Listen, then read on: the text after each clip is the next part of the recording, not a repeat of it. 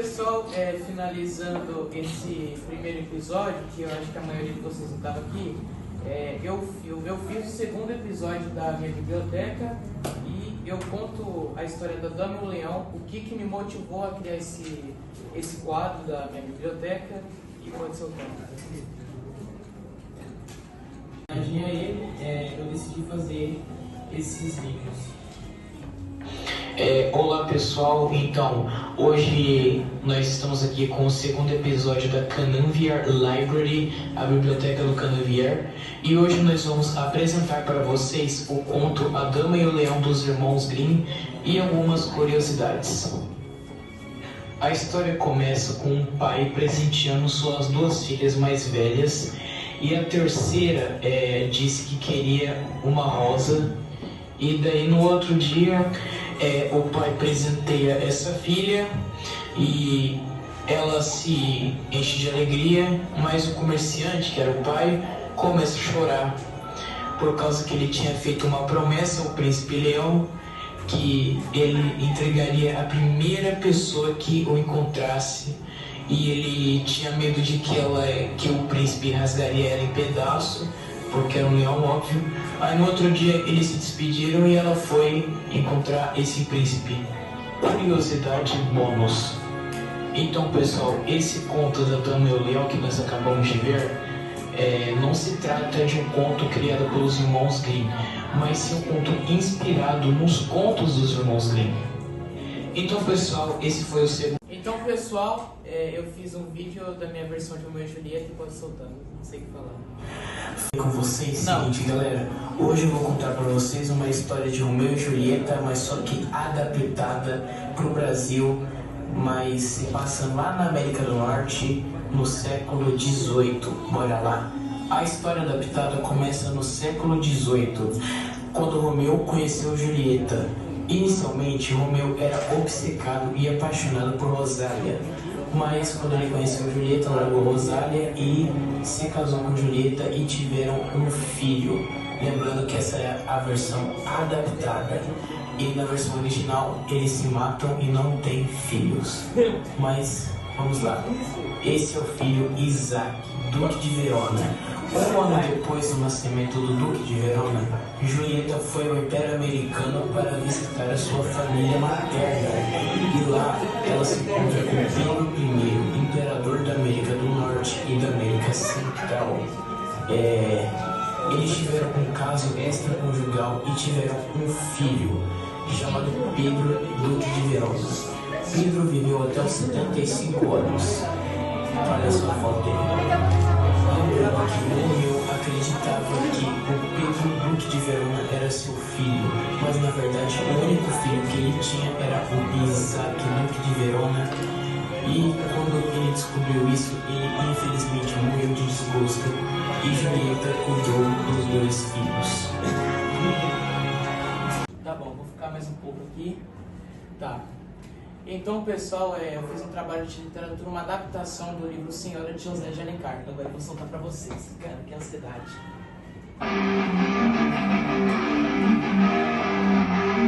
Naquele salão iluminado por lampiões e brigas, Aurélia ostentava sua beleza como uma coroa invisível. O contrato de casamento aprendia Fernando Seixas, mas seu coração teimoso, batia por outro.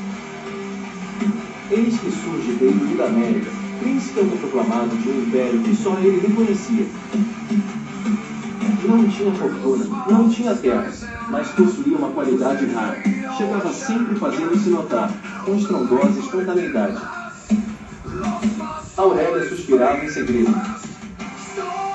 Fernando só ama o meu dote. Já tu, ó Pedro, me amas sem reservas, ainda que às vezes nos faltes com a discrição. Seixas. Oxi, o que é isso aqui? Não tava isso aqui no vídeo. Uai, deu pau aqui, gente, o que aconteceu? O que aconteceu? Hã? Uai, você me deu pau, gente? Rapaz, não sabia disso não, cara. Ué, eu não fiz nada, gente, só ia mostrar pra vocês um negócio ali e aí deu pau, gente. Confia. Confia? Eu não quebrei isso aqui, cara. Confia. Poxa, como assim confia, gente? O que tem por trás disso aí? Não tem nada por trás, gente. Tá gravando, mas é só pra deixar registrado aqui, cara. Qual é por trás disso aí? O que, cara? A TV aqui. Algo de errado já está certo. Uai, mas... Filho da mãe, Pessoal, eu fiz uma adaptação de Dora Doralina, algo que não envolve assassinato como o marido dela, entendeu? E é isso, pode soltar. Dora Doralina cresceu no sertão cearense, uma região desafiadora e marcada pela seca. Desde jovem, ela era conhecida por sua sensibilidade e inteligência, mas também pelas limitações impostas pelas tradições familiares e pelo meio árido em que vivia. Sua vida mudou drasticamente com a morte do pai num acidente de cavalaria, um evento que desencadeou uma série de mudanças importantes na trajetória de Dora. Após a morte de seu pai, sua mãe se mudou para Rondonópolis, onde se casou com o filho primeiro da América, ex-imperador e presidente da província, com quem teve um filho não identificado. Essa mudança não só alterou o destino de sua mãe, mas também o dela, lançando-a em um novo contexto social e político. Dora viveu seu primeiro amor com Oswaldo, seu namorado que morreu tragicamente de febre tifoide, deixando essa parte de balada e uma dor em seu coração jovem.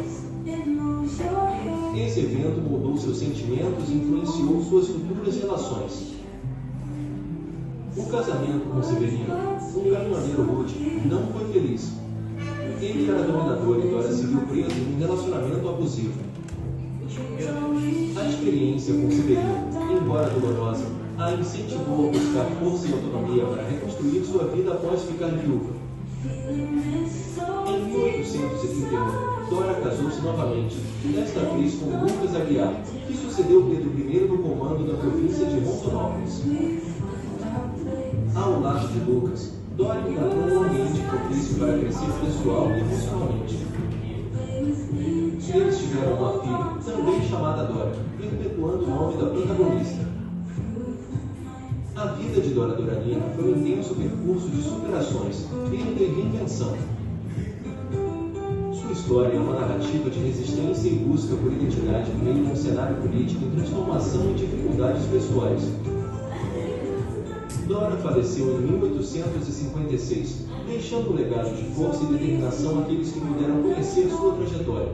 Então, pessoas, foi o vídeo para vocês. Pessoal, eu fiz um vídeo sobre Éramos Seis, de Maria José do Pré, e eu vou soltar ele aqui para vocês, a história original. Semana que vem vai ter a versão adaptada.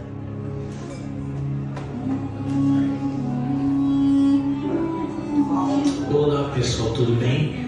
Hoje está começando mais um episódio da Cananviar Library, a biblioteca do Cananviar.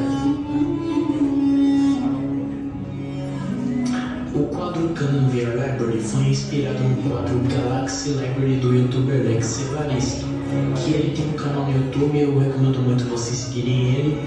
E caso vocês não conheçam, eu vou colocar metade do vídeo dele para vocês. Nas exteriores e dentro a gente consegue curar, porque tudo está aqui dentro, né? A doença está aqui dentro, a tristeza está aqui dentro, a depressão está aqui dentro, e a gente tem que pôr para fora, mas não pôr para fora e jogar nas outras pessoas os nossos problemas, culpar, utilizar, né? Colocar as pessoas como vilão da nossa história, e sim a gente ter responsabilidade. Sabe as palavras de Lex, não? Então, pessoal, lembrando que vai ter uma versão adaptada de Éramos Seis, mas por enquanto eu vou falar do original. Então, vamos para a história. Éramos Seis é uma obra da escritora brasileira Maria José do Pré, publicada em 1943. A história acompanha a vida de Dona Lola, uma mulher forte e resiliente, e sua luta para manter a família unida em meio às adversidades. A história se passa em São Paulo, entre as décadas de 1920 e 1940. Em uma casa modesta, onde Lola vive com seu marido Júlio e os 4 filhos, Carlos, Alfredo, Isabel e Julinho. Apesar da vida simples, Lola dedica-se a manter a harmonia do lar, enquanto Júlio, embora trabalhador, é temperamental e frustrado. Carlos, o primogênito, é o pilar da família. Responsável e carinhoso, ele ajuda Lola com as despesas e é o apoio emocional e financeiro da casa. Alfredo tem tensões constantes na casa. Isabel, bela e vaidosa, sonha com grandes amores. Julinho, o caçula, é ambicioso e determinado. Ele sonha com um futuro melhor, além da vida modesta da família. As dificuldades aumentam quando Júlio adoece, sobrecarregado pelo trabalho e pelo álcool. Sua saúde se agrava rapidamente. Após lutar contra a doença, Júlio não resiste e faz. Lola se vê sozinha para sustentar e cuidar dos filhos, enfrentando agora o peso de todas as responsabilidades. Carlos assume o papel de provedor da casa. Ele trabalha arduamente, sendo um esteio que mantém a família funcionando em meio às dificuldades. O destino, porém, é cruel. Carlos adoece gravemente e morre de pneumonia, deixando Lola desolada e sem seu maior apoio. A ausência de Carlos desestabiliza a família. Alfredo, incapaz de lidar com a pressão, decide abandonar a casa e se afastar de tudo. Isabel, envolvida em um relacionamento desaprovado, se distancia da família, seguindo o que acredita ser seu grande amor. Julinho, com grandes ambições, parte para o Rio de Janeiro em busca de novas oportunidades, deixando Lola completamente só. Lola, agora sozinha, precisa vender a casa que guardava tantas memórias para quitar as dívidas acumuladas. Mudando-se para uma pensão modesta, Lola vive apenas com as lembranças dos tempos em que a família estava unida. Ela relembra com saudade momentos felizes, como as brincadeiras dos filhos e as conversas ao redor da mesa. Refletindo sobre a jornada da sua vida, Lola conclui: éramos 6. Agora sou apenas eu com minhas recordações. A obra é um retrato sensível da força feminina e da resiliência diante das perdas da vida. Então, pessoal, nós ficamos por aqui. Espero que vocês tenham gostado. Deixa o like, se inscreve no canal e tchau.